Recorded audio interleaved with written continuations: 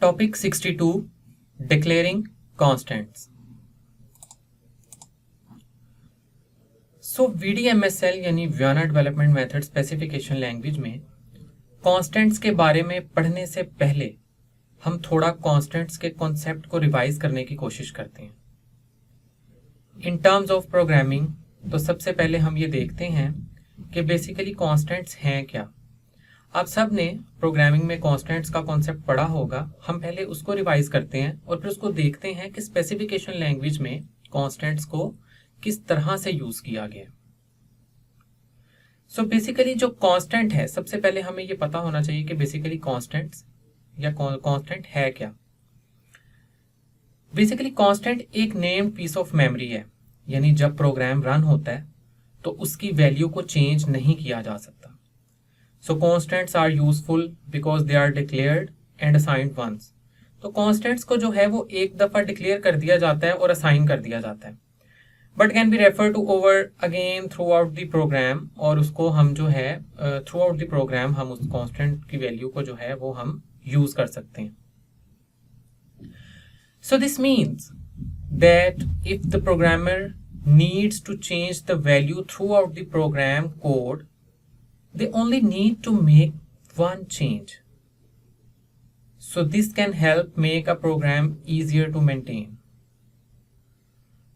यानी जब कांस्टेंट की हमें वैल्यू को चेंज करना है, यानी हमें ज़रूरत है उसकी, तो हम क्या करते हैं कि जो हमने कांस्टेंट डिफाइन किया है हम उसकी वैल्यू को एक जगह पे चेंज करते हैं और वो थ्रू आउट पूरे कोड के ऊपर इफेक्ट करती है। यानी हमें बार बार उसकी जो है वो वैल्यू को चेंज करने की जगह जगह पे ज़रूरत नहीं है। So constants follow the same naming convention as variables.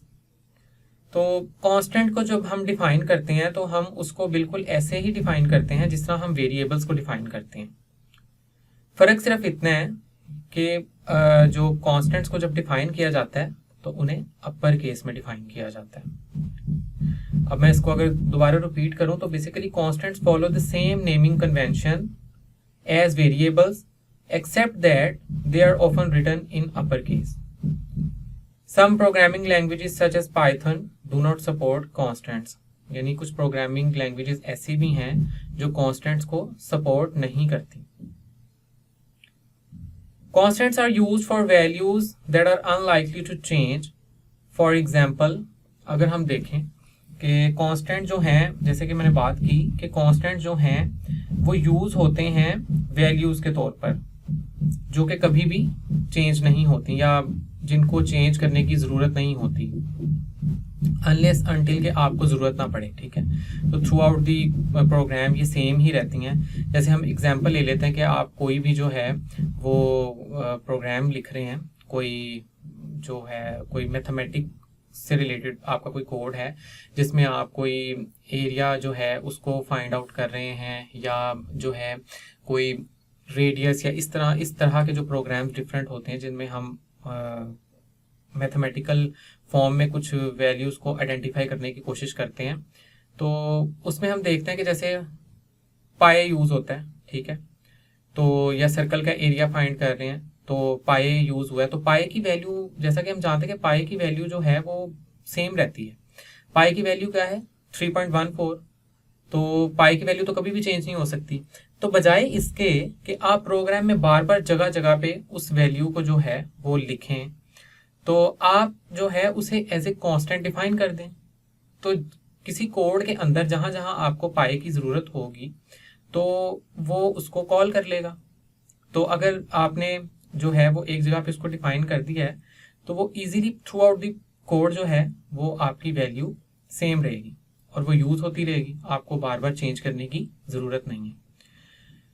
तो जैसा कि मैंने कहा कि कांस्टेंट्स जो हैं इसको वेरिएबल्स की तरह ही डिफाइन किया जाता है। जैसे हम वेरिएबल्स डिफाइन करते हैं तो हम कांस्टेंट को भी किसी भी तरीके से डिफाइन कर सकते हैं, लेकिन क्या है कि इसको हमने अपर केस में लिखना है, अपर केस में डिफाइन करना है। जैसे पाए मैंने आपको कहा, तो पाए के लिए अगर हम देखें तो हम पाए को किस तरह से डिफाइन कर सकते हैं, पाए PI पाए, और आगे हम इसकी वैल्यू लिख देते हैं 3.14, और इस तरह से ये हमारी जो है वो एक कांस्टेंट को हमने डिफाइन कर दिया। तो हमने इसको अपर केस में लिखा, PI यानी अपर केस में। अच्छा, अब हम चलते हैं स्पेसिफिकेशन लैंग्वेज की तरफ। तो स्पेसिफिकेशन लैंग्वेज में कॉन्स्टेंट्स को किस तरह से डिक्लेयर किया गया। अभी तक जो मैंने आपको एक पूरा ओवरव्यू दिया वो मैंने आपको ये बताया कि बेसिकली कॉन्स्टेंट्स को डिफरेंट प्रोग्रामिंग लैंग्वेजेस में किस तरह से जो है वो यूज किया जाता है। तो अब हम इसको अपने टॉपिक की तरफ आते हैं कि स्पेसिफिकेशन लैंग्वेज में बेसिकली जो है वो कॉन्स्टेंट्स को किस तरह से डिफाइन किया गया है और क्या ये पॉसिबल है कि कॉन्स्टेंट को डिफाइन किया जा सके। तो ये पॉसिबल है, VDMSL में हम कॉन्स्टेंट्स को जो है वो स्पेसिफाई कर सकते हैं। This is something that is not essential to any specification but can greatly enhance its readability. तो ये कोई ज़रूरी चीज़ नहीं है किसी भी स्पेसिफिकेशन लैंग्वेज में कि वहाँ पे कॉन्स्टेंट्स को जो है वो लाजमन डिफाइन किया जाए, लेकिन क्या है कि इससे रीडेबिलिटी जो है ना वो इंक्रीज होती है, वो इनहेंस होती है। तो इसलिए बेहतर है कि कॉन्स्टेंट्स को डिफाइन किया जाए, कॉन्स्टेंट्स को डिक्लेयर किया जाए। सो जो कॉन्स्टेंट्स के लिए जो कीवर्ड यूज होता है वो बेसिकली वैल्यूज का है, यानी वैल्यूज, VALUES, वैल्यूज जो है ये कॉन्स्टेंट्स को डिफाइन करने के लिए जो एक कीवर्ड यूज होता है वो बेसिकली वैल्यूज का है स्पेसिफिकेशन लैंग्वेज में। ठीक है, प्रोग्रामिंग लैंग्वेज में नहीं, स्पेसिफिकेशन लैंग्वेज की यहाँ पे बात हो रही है। तो स्पेसिफिकेशन लैंग्वेज में कॉन्स्टेंट को वैल्यूज यानी VALUES वैल्यूज के थ्रू जो है वो डिफाइन किया जाता है यहाँ पे। And the declaration would be come immediately before the state definition. ठीक है, तो हम अपने नेक्स्ट स्लाइड की तरफ चलते हैं। तो उसमें हम देखते हैं कि कॉन्स्टेंट्स को जो है वो किस तरह से डिक्लेयर किया गया। तो हम जैसे कि प्रीवियस टॉपिक से हमारी एक इंक्यूबेटर मॉनिटर सिस्टम की एक एग्जांपल जो है वो चलती आ रही है, तो उसमें हम देखते हैं कि किस तरह से जो है वो बेसिकली कॉन्स्टेंट्स को डिक्लेयर किया गया। तो यहाँ पे आपके सामने जो है वो एक एग्जाम्पल है। आप ये देखें कि जब हमने कॉन्स्टेंट को डिफाइन करना है यानी डिक्लेयर करना है तो हम यहाँ पे वैल्यूज का कीवर्ड यूज करेंगे। सो वैल्यूज का मतलब है कि यहाँ पे कांस्टेंट को डिक्लेयर किया गया है।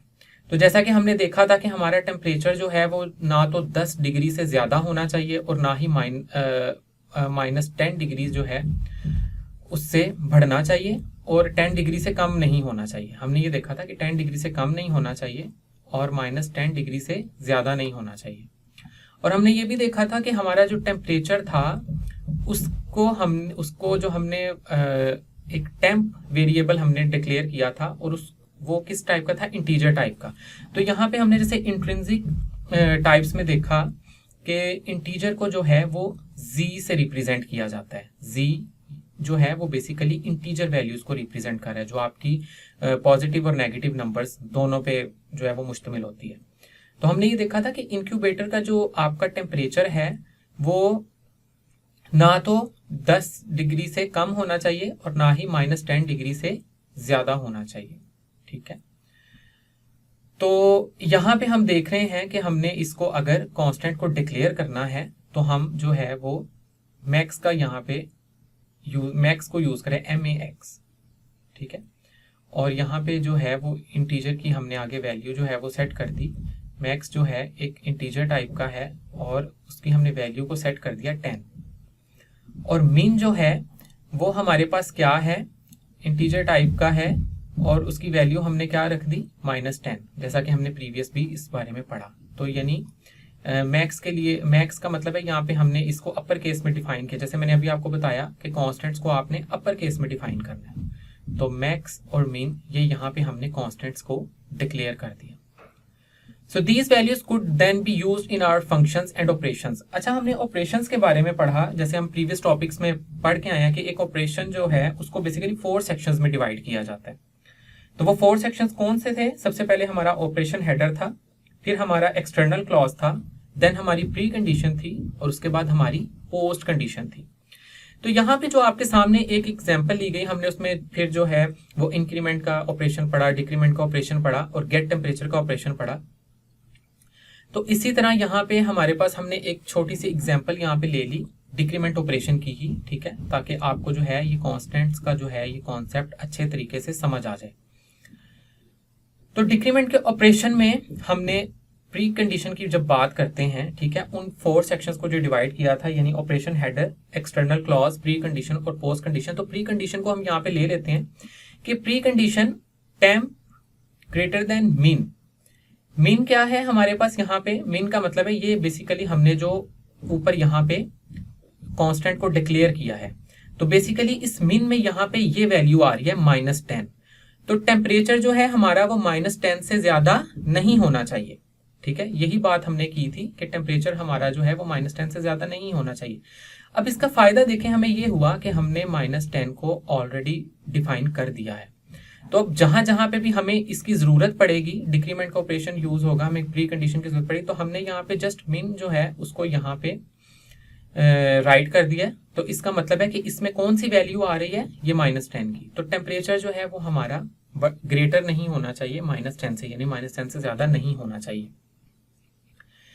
सिमिलरली यही कंडीशन हम जो है वो अगर मैक्स के लिए यूज करते हैं तो हम क्या करेंगे, यहाँ पे टेम्परेचर लेस देन मैक्स।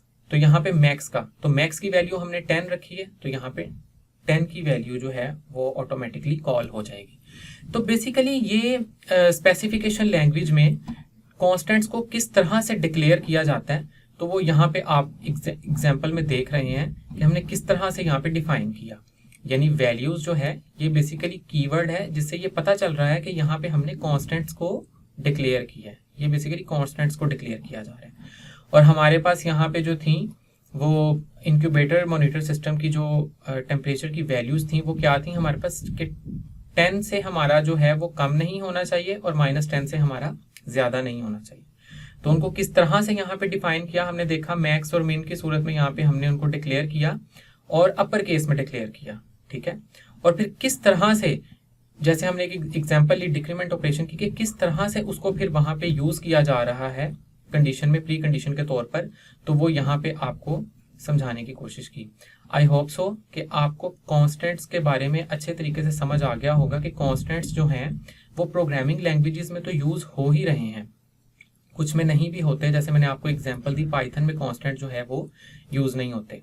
ठीक है, कॉन्स्टेंट्स का कॉन्सेप्ट नहीं है पाइथन में। तो स्पेसिफिकेशन लैंग्वेज में भी कॉन्स्टेंट्स यूज किए जा सकते हैं। तो VDMSL में कॉन्स्टेंट्स को किस तरह से यूज किया गया है और किस तरह से उनको जो है वो डिक्लेयर किया जाता है, वो यहाँ पे आपको समझाने की कोशिश की है। आई होप सो कि आपको ये कॉन्सेप्ट अच्छे तरीके से समझ आ गया होगा।